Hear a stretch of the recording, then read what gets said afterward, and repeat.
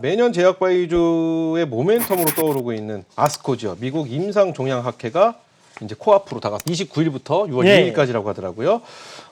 그러면서 관련주들이 좀 들썩이는 이런 모습을 보였는데요. 이번 임상학회가 또 온라인 코로나19로 온라인으로 네. 개최된다라는 소식이 또 들렸습니다. 우리나라에서는 어떤 기업들이 참여를 하게 되는지 일단 네. 그것부터 여쭤보고 시작할게요.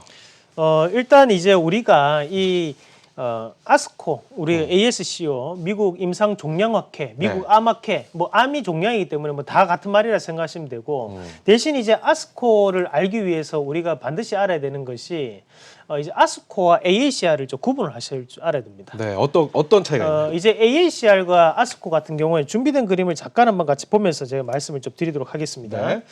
그러면 이제 미국 암학회와 미국 임상종양학회 요 다음 그림 자, 2번 정도 더 네, 넘겨볼게요. 여기입니다. 예, 요거 한 번 더 넘겨보겠습니다. 그리고 그 다음 그림까지 한번 넘겨볼게요. 자, 여기 요 부분인데 네. 우리가 이제 봐야 되는 것이 자, AACR 같은 경우에는 말 그대로 후보 물질까지를 얘기하는 겁니다. 그러면 우리가 그 임상 과정에는 선도 물질 다음에 후보 물질 그리고 후보 물질 다음에 전임상, 전임상 다음에 임상 1상, 2상, 3상으로 넘어가고 시각이 통과가 되는 거거든요. 그런데 이제 이 AACR이라는 것은 물질적인 부분에 대해서 기술 이전을 만들어내는 구간이에요. 그러면 전임상 단계까지 사람에게 쓰기 전까지에 대한 과정에서 우리가 서로가 발표하는 시간을 가지는 것이 AACR이라면 네.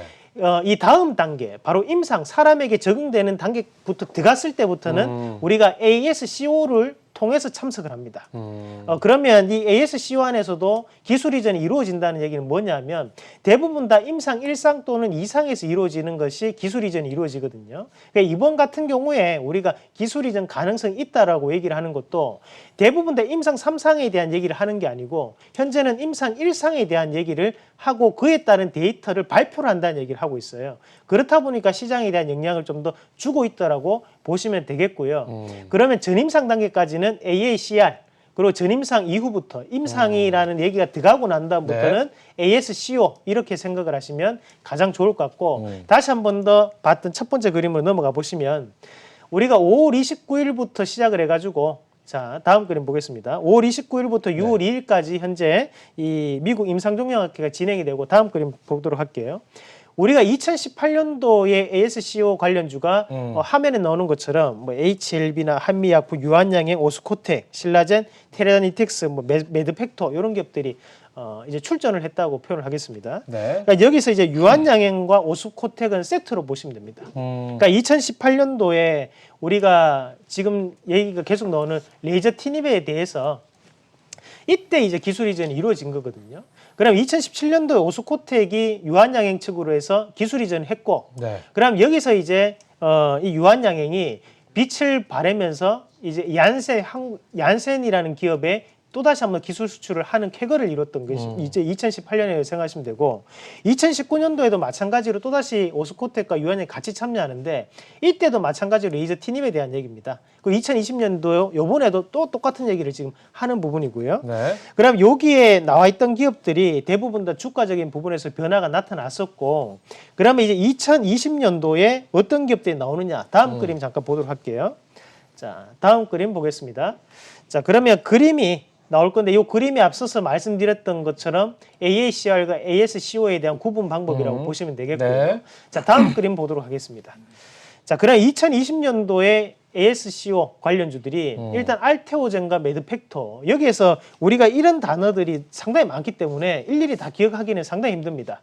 그래 여기에서 기억을 해야 되는 단어는 뭐냐면 병용이라고 적혀 있는 게 있어요. 병용이라고. 그러면 지금 보면 알테오젠도 그렇고 매드팩토는 병용 연구에 대한 부분을 발표하는 거예요. 그러니까 병용이라는 것은 여러 가지를 함께 썼을 때 효과를 발휘할 수 있는 것을 얘기하는 거거든요. 네. 그런 지금 매드팩토 같은 경우 그에 따른 이슈가 되면서 올라왔고 대신에 NK맥스라는 기업은 왜 아직까지 주가가 많이 안 올랐느냐? 최근의 트렌드는 이 NK 세포가 아닙니다.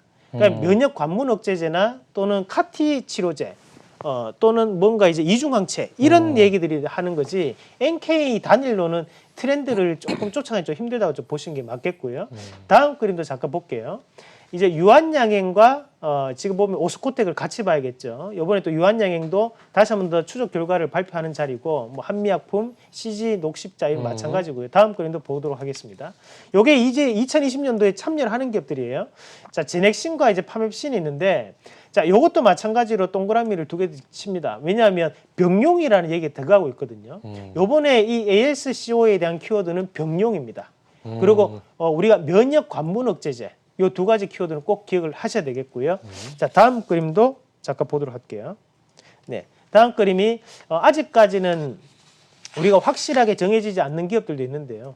지금 일단 셀리드나 G3BNT 같은 경우에도 발표할 가능성이 높고, 그 외에 참여가 예상이 되는 기업들이 뭐 펩트론, 레고캠바이오, 브릿지바이오, 엔지캠 생명과학, 그리고 올릭스 같은 기업들. 요 정도만 또 알고 계시면 충분히 이 ASCO를 쉽게 우리가 수익으로 전환시킬 수 있는 계기가 되지 않나, 그렇게 말씀을 드리겠습니다. 그래요. 좋습니다. 자, 전반적으로 네.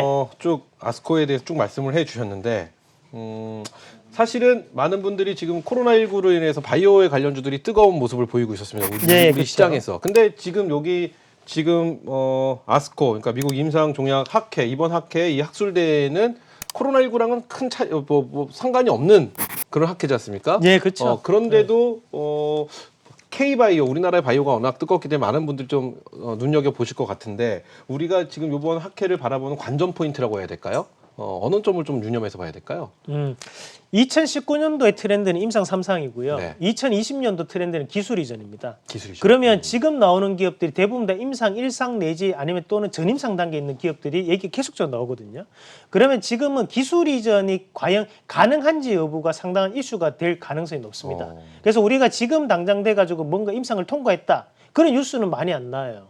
대신에 뭐 임상 승인을 받았다라든지 또는 기술 이전이 가능할 것이다라는 얘기가 나온다는 거죠. 그 부분에 대한 포커스를 좀 더 맞추신다면 우리가 좀 더 지금 시장에서는 이슈가 될 수 있고, 우리가 이제 매년마다 바이오에 대한 트렌드가 이제 분석 자료를 나오는데, 2019년과 2018년도의 분석 자료를 참고해서 보면 1위가 바로 면역 항암제였어요. 네. 그럼 마찬가지로 2020년도 같은 경우에도 표적 항암제는 2세대 항암제고요. 3세대 항암제는 면역 항암제입니다. 그래서 앞서 말씀드렸던 이런 면역 항암제 관련된 종목군들을 좀 더 눈여겨보신다면 좋은 결과가 있지 않을까 말씀드리겠습니다. 그래요. 이 모든 업종에는 옥석 가리기가 네. 있지 않습니까? 근데 그쵸. 무엇보다 가장 힘든 게 바이오인 것 같습니다. 바이오의 그쵸. 옥석 가리기 굉장히 힘든데, 이번에 아스코라는 이런 학술대회가 있음으로써 일단 여기 가는 기업들은, 여기에 들어가는 기업들은 좀 믿음직하다라는 첫 번째 안심 포인트. 하지만 또 네. 모든 종목들이 다 잘 갈 수 있는 것들이 아니기 때문에 여기에 학술대회에 참여한 기업들 중에서 옥석 가리는 방법이 있다라면 지금 말씀해주신 네. 아까 뭐랬죠? 예, 기술 이전, 기술 이전, 병용이라는 예, 단어가 병용 들어간 그리고 면역 항암제, 면역 항암제 예. 이런 쪽으로 보면서 옥석 가리기를 해야 예, 된다. 그 세 개만 알고 계시면 됩니다. 예. 좋습니다. 이 중에서 가장 좀 쭉 말씀해주신 이 종목들, 이 예. 기업들 중에서 대표님 개인적으로 가장 눈여겨보는 기업은 어딘지 예, 여쭤볼까요? 두 가지 말씀드리면 첫 번째는 파맵신. 파맵신. 네. 이유는요? 뭐 앞서 말씀드렸던 건 공통적인 요건에 들어간다 보고요. 그리고 두 번째는 펩트론. 펩트론. 예, 그 두 가지. 그것도 펩트론은 네. 많이 빠졌기 때문에. 아, 바이오는 항상 보면 기대감이 오르는 게 또 바이오거든요. 그러면 아무리 좋은 이유가 있더라도 빠졌던 것만큼 또 좋은 이유는 없더라고요. 항상 주가는 회귀한다고 저는 생각하고, 펩트론과 파맵신 두 가지 말씀드리겠습니다. 이 기업들 중에 2020년도 아스코에서는 펩트론과 파맵신을 좀 눈여겨보면 네. 좋을 것 같다, 이렇게 말씀해 주셨습니다. 자, 이렇게 해서 오늘 두 가지 이슈, 현대차, 삼성, 차세대 배터리 전망은, 그리고 또 두 번째 이슈는 아스코와 들썩 주목해야 될 바이오주는 무엇인지에 대해서 말씀을 해 주셨는데요. 저희가 또 엑스텐 종목을 또 말씀해 주시는 시간을 준비해 봤습니다. 네. 그렇죠. 첫 번째 엑스텐 종목, 몇 종목을 준비해 주셨나요? 네, 세 가지 종목을 준비를 했는데, 이 종목군의 선정 기준을 한번 여쭤볼게요, 먼저.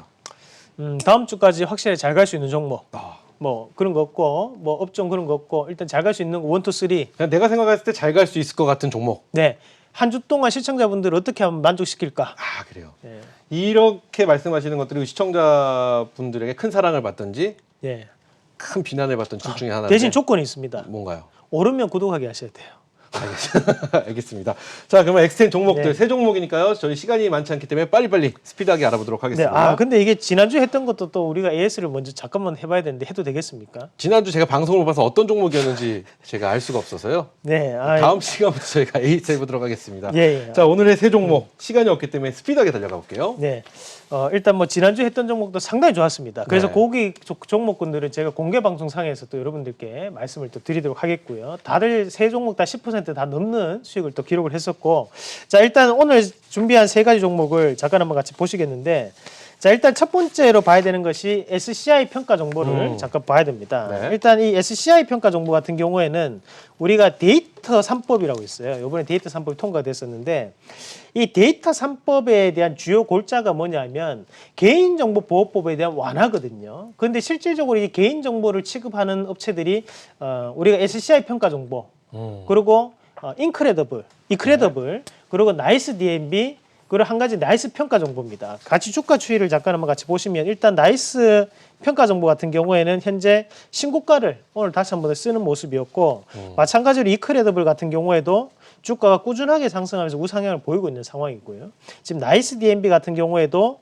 넘어가는 시점까지 다시 한번 올라왔습니다. 근데 유일하게 지금 조금 빠져 있는 것이 SCI 평가 정보가 지금 주가가 조금 빠져 있는 그런 양상이라고 좀 보실 수 있는데, 자, 지금 우리가 이 기업을 봐야 되는 것이 요번에 주요 골자, 데이터 3법 주요 골자가 이 개인 신용에 대한 부분 자체를 데이터를 활용하고 그것을 마케팅으로 이용할 수 있다고 했거든요.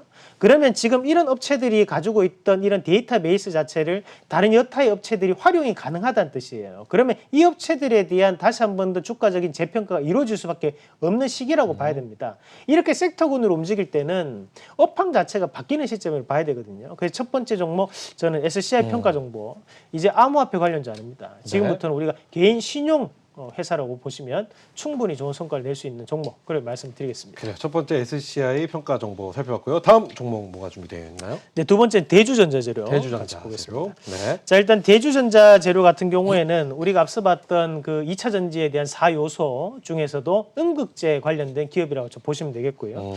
이 대주전자재료 같은 경우에는 우리가 음극재 안에서도 실질적으로 이제 신물질 자체를 만들고 있는데 그것이 일반적인 흑연에 비해서 10배 가량 비싼 가격에 지금 거래가 되고 있다고 보시면 되고요. 이 대주전자재료 같은 경우에는 또 MLCC 관련주입니다. 그래서 우리가 MLCC라는 거 반도체 쌀이라고 표현하는데 지금 언택트 사회로 넘어갈수록 이런 반도체에 대한 활용도는 더욱더 높아질 수밖에 없고, 그러면 이런 대주전자재료에 대한 주가 추이도 앞으로도 상당 부분 이슈가 될 수 있다. 국산화 전자재료 관련 상당 이슈가 될 수 있는 기업, 그렇게 말씀드리겠습니다. 네, 마지막 종목 살펴보겠습니다. 자, 나머지 한 종목이 라온시큐어인데요. 라온시큐어 같은 경우에는 정부 정책 과제 안에 있는 기업이죠. 그래서 우리가 국제 해커 대상을 수여를 받았던 업체가 바로 라온시큐어입니다. 그만큼 지금은 사회가 이제 디지털 뉴딜 정책으로 인해서 언택트 사회로 바뀌고 있는 시점이라 판단한다면 보안 관련된 이슈가 당연히 될 수밖에 없고, 그런 그 보안 관련해서 대장주라고 딱 한 가지 종목만 뽑는다면 라온시큐어, 그렇게 말씀드리겠습니다. 네, 좋습니다. 이렇게 해서 이번 주 엑스텐 종목, SCI 평가 정보, 그리고 대주전자재료, 라온시큐어 네. 세 종목 말씀해 주셨는데 저희가 다음 주에 이 종목들 어떤 흐름을 보였는지 확인을 한번 해보고 종목이 굉장히 잘 갔으면 저희 큰 감동을 드릴 것이고요. 그 종목이 안 가면 모든 네. 비난은 뭐 봤죠, 뭐. 이상로 네. 파트너가 저는 아니고. 자, 그럼 이 세 종목 말씀해 주셨는데 세 종목 중에서 개인적으로 가장 좀 눈여겨보는 종목 하나만 여쭤본다면 뭐가 있을까요? 저 라온시큐어예요. 라온시큐어. 여기까지만 딱 저희가 들어보도록 하겠습니다. 네.